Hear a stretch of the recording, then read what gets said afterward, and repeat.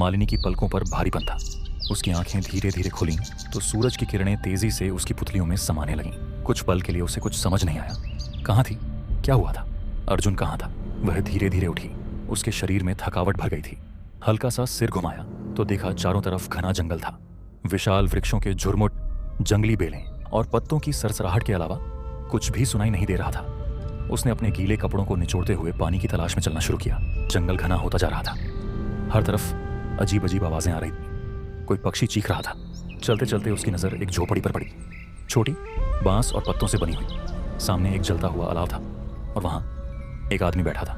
लंबे उलझे हुए बाल, सफेद घनी दाढ़ी, नंगे पैर और आंखों में एक रहस्यमयी चमक। मालिनी घबराकर पीछे हटने लगी। डरो मत। उसकी आवाज भारी थी लेकिन उसमें अजीब सा आकर्षण था। मालिनी कांपते हुए बोली, कौन हो आप? मैं इस द्वीप का एक यात्री हूँ। वर्षों पहले यहाँ आया था और यहीं का होकर रह गया। मालिनी का गला सूख रहा था। क्या यहाँ से बाहर निकलने का कोई रास्ता है? संत मुस्कुराया।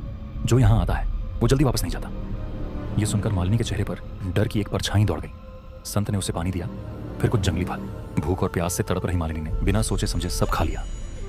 उस रात वह उसी झोपड़ी के कोने में सो गई। आगे की कहानी जानने के लिए कमेंट में नेक्स्ट लिखें और बैक वेंचर चैनल को सब्सक्राइब करें।